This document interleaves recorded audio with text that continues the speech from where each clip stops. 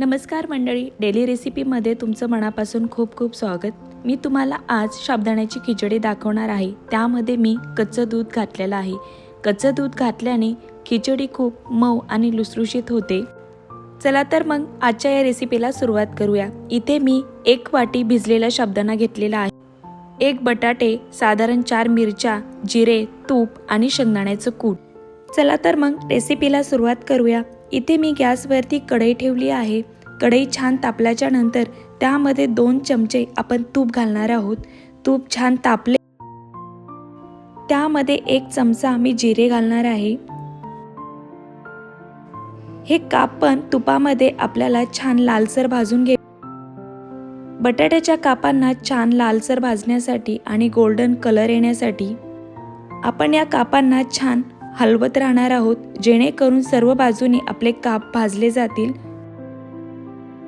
तुम्ही पाहू शकता आपल्या कापांना छान लाल कलर आलेला आहे. यामध्ये आपण आता मिरच्या घालणार आहोत. साधारण इथे मी 4 बारीक मिरच्या घेतलेल्या आहेत आणि यांचे असे छोटे छोटे काप करून घेतलेले आहेत. जर खिचडीमध्ये मिरच्यांचा तुम्ही ठेचा घातला तर त्याचे तिखट खिचडीमध्ये जास्त उतरते. जर तुम्ही माझ्यासारखे असे काप घातले तर खिचडी तिखट कमी लागते आणि तुमचे बच्चे कंपनी पण घरचे खाऊ शकतात. मिरच्यांचे काप पण तुपामध्ये छान भाजलेले आहेत आणि तुपामध्ये त्याचा तिखटपणा पण उतरलेला आहे. त्यानंतर तुपामध्ये आपण साबुदाणा घालून घेणार आहोत.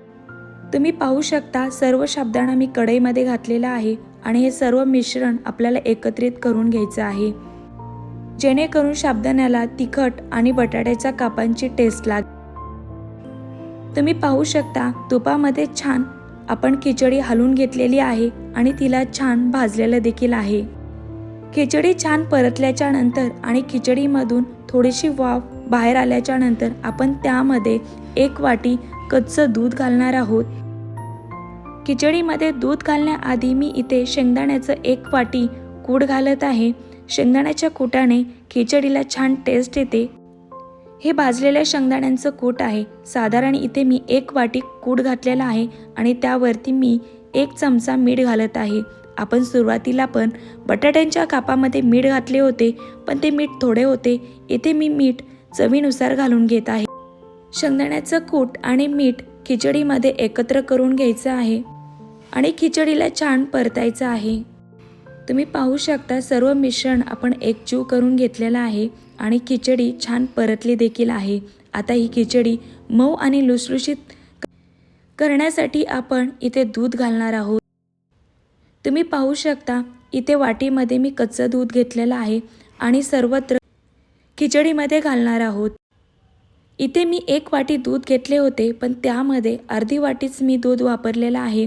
आता सर्व दूध टाकल्याच्या नंतर आपण खिचडीला छान परतून घेणार आहोत आणि दुधाला सुद्धा हाय फ्लेमवरती खिचडीसोबत वाफवणार आहे. तुम्ही पाहू शकता खिचडीमधील सर्व दूध आटून गेलेलं आहे. खिचडीला छान वाफ येण्यासाठी यावरती आपण 2 मिनिटासाठी आपण यावरती ताट झाकणार आहोत. आपली खिचडी छान वाफलेली आहे आणि त्यावरचे मी ताट काढून घेत आहे. तुम्ही पाहू शकता खिचडी छान मऊ लुसलुशीत झाली आहे आणि खिचडीला छान कलर देखील आलेला आहे. आता परत एकदा या खिचडीला मी छान हलवून घेत आहे. जर तुम्ही घाईघाईमध्ये ही खिचडी केली असेल किंवा तुमचा साबुदाणा कच्चा राहिला असेल, पण या दुधामुळे तो कच्चा साबुदाणा पण शिजून निघतो आणि खिचडी आपली मऊ आणि लुसलुशीत होते आणि खाण्यासाठी पण छान लागते. या गरम खिचडीला आपण छान प्लेटमध्ये काढून घेणार आहोत. ही खिचडी तुम्ही उपवासाच्या वेळेस किंवा एरवीसुद्धा लेकरांच्या टिफिनमध्ये प्रत्येकाला खाण्यासाठी देऊ शकता. तुम्ही पाहू शकता आपण प्लेटमध्ये छान खिचडी काढून घेतली आहे आणि खिचडीला किती छान कलर आला आहे. खिचडीसोबत दही खूप छान लागते.